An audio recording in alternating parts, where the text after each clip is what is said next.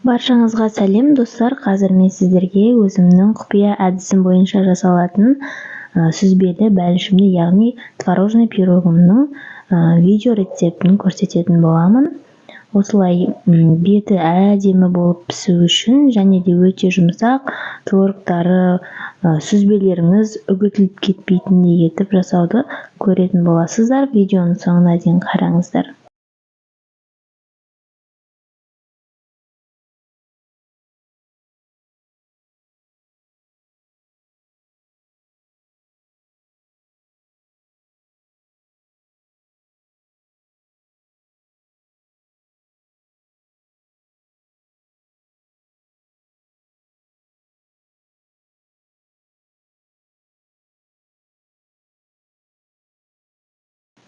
Ең алдымен біз өзімізге қажетті заттардың барын өлшеп дайындап аламыз. Ванилин, разрыхлитель, менде бары осылар, май және бір жұмыртқа қантымен.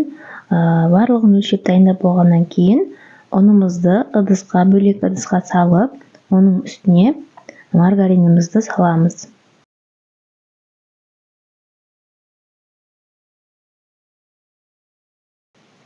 Екеуін жақсылап араластырамыз, қолымызбен мыжылап, комочектер қалып қалмау керек. Майымызға барлығы араласу керек, онымен бірге араласпай қалмау қажет. Жақсылап араластырып дайындап аламыз.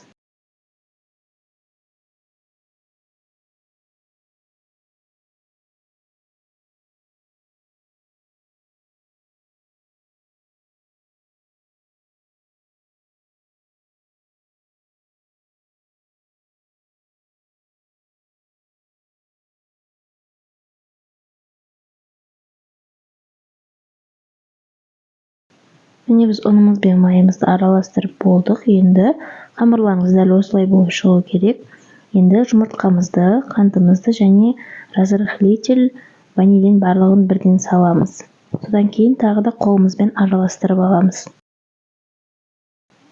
Разрыхлительдің бір пачкасын емес, менде жарты болып тұр. Жартысын ғана қосасыздар.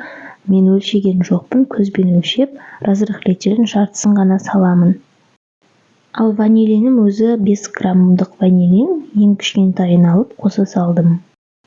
Пирогтың дәмі өте әдемі болып шығып тұру үшін ванилинді кішкене қостым. Алдындары қоспайтын едім, осы жолы қосып көрейін дедім. Дәмі өте керемет болып шықты.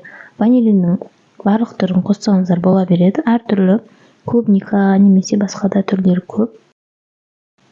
Қолымызбен жақсылап қамырымызды мыжғылап илеп аламыз. Қамырымыз тым қатты болмау қажет, және де тым жұмсақ болмау қажет. Орташа қамыр болып шығуы тиіс. Міне осылай қамырымызды жинақтап аламыз.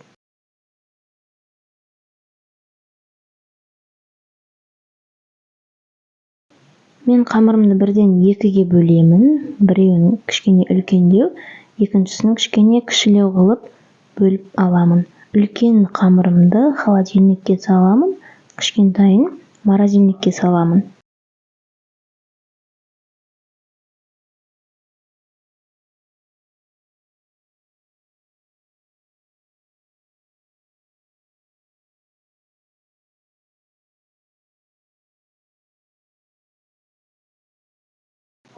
Қамырларымды осылай пакетке салып, холодильник пен морозильникке салып жайғастырып, бір немесе 2 сағатқа қойып аламын.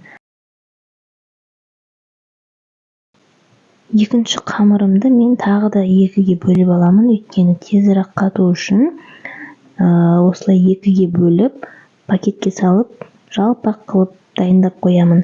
Өйткені ол маған тезірек қатуы қажет. Морозға не үшін салады деп жатқан шығарсыздар. Қазір көресіздер видеода. Мен бұл қамырларды, морозильникке салған қамырларымды үккіштен өткізіп, творожнигімнің бетіне сеуіп шығамын. Қамырларым дайын болғанша мен начинкасын дайындап қоямын. Қоспасына мен қаймақ қоспаймын. Көбінесе адамдар қаймақ қосып жатады. Мен қаймақ емес, жалғыз сүзбенің өзін қант қосып, жұмыртқа салып дайындаймын. Ең алдымен сүзбеге қантымызды салып араластырып аламыз. Жақсы араласу керек, бір-біріне сіңуі керек, дәмді болу үшін. Мен басында қасықпен араластырып бастап едім. Жақсы езілмей кеткеннен кейін вилканы алып, вилкамен араластырып шықтым. Өте ыңғайлы болады вилка.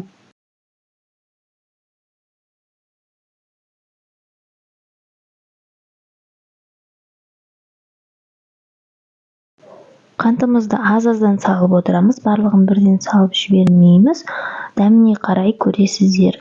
Мен тәтті болғанын жақсы көремін, сондықтан қантты көп қосамын. Сіздер де өз қалауларыңыз бойынша қоссаңыздар болады. Жақсылап араластырып болғаннан кейін жұмыртқамды салып, тағы да араластырамын. Міне біздің қамырымыз дайын болып қалды. Мен енді кішкене табамды майлап аламын, өйткені асты қатты жабысып қалмау үшін аздаған маргаринді алып, табама салып, барлық жерін майлап шығамын. Содан кейін қамырымды табаға формасын салып, жасап шығамын.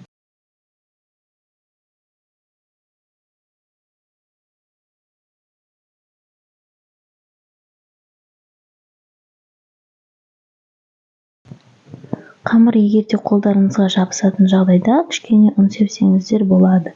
Бірақ менің қамырым қолыма жабыспады, сондықтан ұнды дайындап қойдым, бірақ ұнды қолданған жоқпын.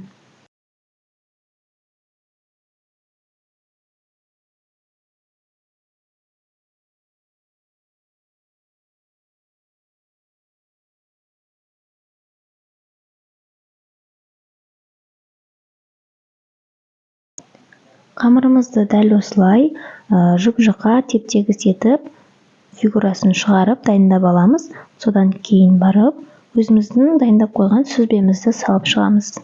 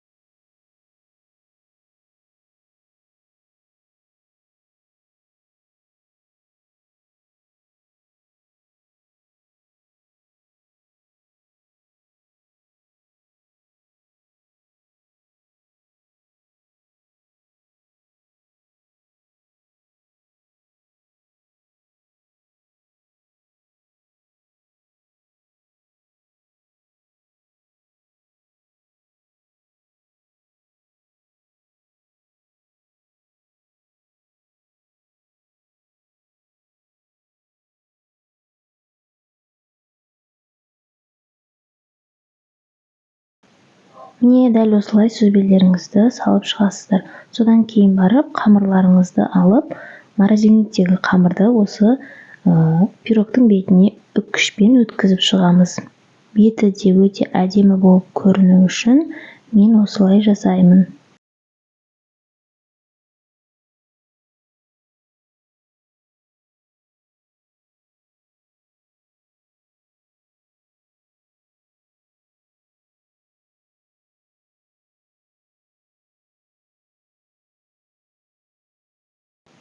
Нараздағы қамырдың екеуін де осылай бетіне үккіштен өткізіп шықтым. Үккіштен өткізіп болғаннан кейін осылай бетін кішкене дұрыстап жайғастырып жіберемін.